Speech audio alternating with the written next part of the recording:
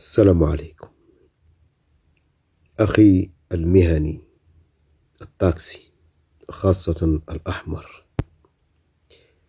لسانك حصانك. حين يقع سائق تاكسي في شر أعماله أقول له: شوارع الدار البيضاء الصاخبة، حيث أنك كتاكسي أحمر جزء لا يتجزأ من هوية المدينة. أقول لك: لقد وقعت حادثة غريبة بطلها سائق سيارة أجرة، غلبه طول اللسان والتهور، متناسيا أن الطريق يجمع كل أطياف المجتمع. المشهد هو خرق للقانون وتطاول باللسان. بدأت الرحلة بشكل اعتيادي: رجل يجلس في المقعد الأمامي وسيدتان في المقعد الخلفي، لكن الجشع المهني جعل السائق يتوقف لامرأة ثالثة، خارقا بذلك قانون. عدد الركاب المسموح به.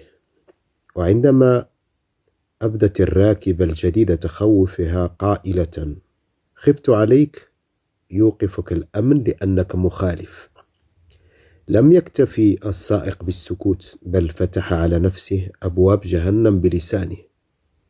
بدأ السائق بكيل السب والشتم لرجال الأمن، واصفا إياهم بأبشع النعوت: الشفارة، أولاد الحرام،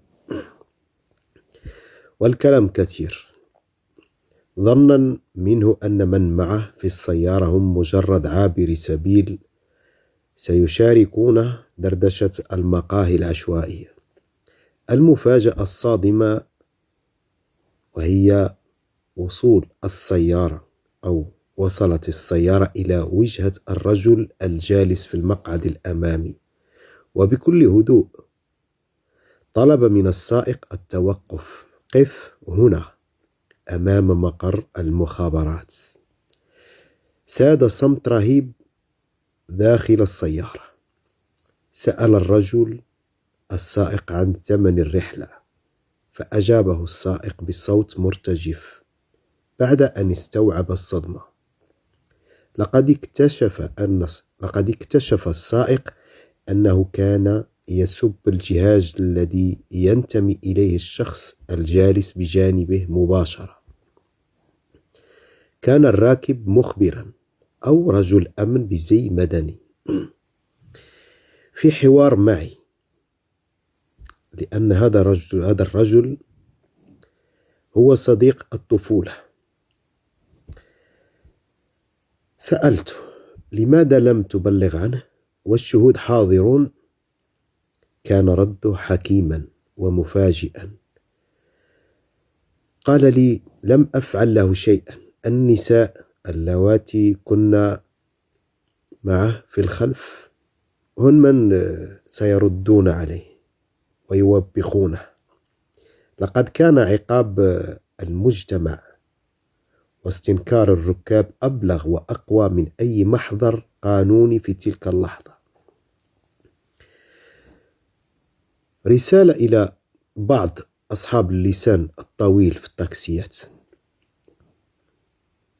هذه القصة ليست مجرد حكاية عابرة، بل هي درس لكل من يظن أن مقود السيارة يمنحه الحق في قذف الناس أو شتم مؤسسات الدولة. وظيفتك هي نقل الزبائن بسلام واحترام، وليست منصة لتفريغ الحقد أو تحليل السياسة بالسب والشتم. رجال الأمن يسهرون على أمنك وأمن عائلتك، والتعميم لغة الجهلاء. قد تصادف يوما من لا يتسامح مع إهانتك، وتجد نفسك خلف القضبان بسبب كلمة طائشة. يا بعض السائقين، إذا لم تجدوا ما يربط حزام السلام لضمائركم فاربطوا أفواهكم، فالكلمة قد ترفع صاحبها وقد تهوي به في شر أعماله. هذه ليست قصة. سائق التاكسي لم يكتفي بمخالفة القانون حمولة زائدة، بل استغل منبره خلف المقود ليبدأ في قذف أعراض الناس ورجال الأمن بكلمة نابية.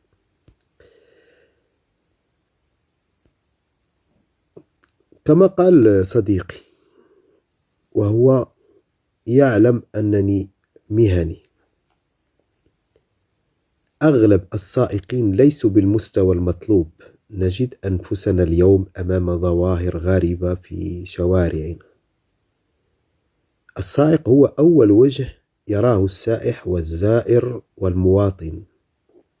السائق هو من يقرر الآن في فرض المسار والركاب. السائق هو من يقرر أين تذهب ومن يركب معك. تحولت بعض التاكسيات إلى راديو من السب والشتم والتذمر من كل شيء.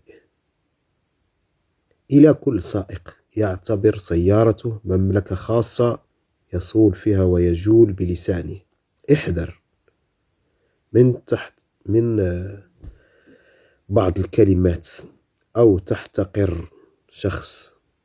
قد يكون الشخص الذي تحتقره أو الشخص الذي يركب بجانبك تظنه أنه إنسان بسيط في نظرك، لكنه قد يكون حامي أمنك أو طبيب عائلتك أو من بيده قرارك. رخصة الثقة ليست مجرد ورقة، بل هي عهد أمام الله والمجتمع بأنك إنسان ثقة. إذا كنت لا تستطيع أن تقدم خدمة بابتسامة، فعلى الأقل قدمها بالصمت. وأخيرا، تحية لكل سائق مهني شريف. أقول شريف، يلبس هنداما نقيا ويملك لسانا أنقى. أما من طال لسانهم فاعلموا أن الرجولة هي كسب الحلال بصون الأعراض، وليست بالتطاول على أسيادكم الذين يسهرون على أمنكم. تحياتي للجميع، لأنه صراحة يوجد عدد كثير ليسوا بالمستوى في هذه المهنة، ليسوا بالمستوى. ملي كتكون الأغلبية خايبين راه كيتصاقوا معهم حتى دوك الناس المزيانين. وبالنسبة للناس المهنيين راه غاديين يفهموا الكلام ديالي فين غادي وفين كيصب. وهذا الشخص اللي حكى لي هذه القصة هذا رجل أمن في واحد البوست اللي هو في أماكن القرار، بحكم الصداقة اللي بيننا وبينه ديال الطفولة. كنريحوا مع بعضنا، ولكن كنتكلموا شي أشياء اللي خارجة على الأمن ديال البلاد، كنناقشوا أمور اللي هي عادية. وحكى لي هاد القصة هادي، واش واحد كيركب حداك انت ما عارفوش شكون وكتبرك كتهضر، هذا في حد ذاته خطأ. ولكن لقى هاد السيد رجل طيب. أما كل لقى شي شخص آخر هذيك الرخصة غادا تسحب ليه. ولهذا كننصح أي طاكسي أنه يدخل سوق راسو يديها في خدمته.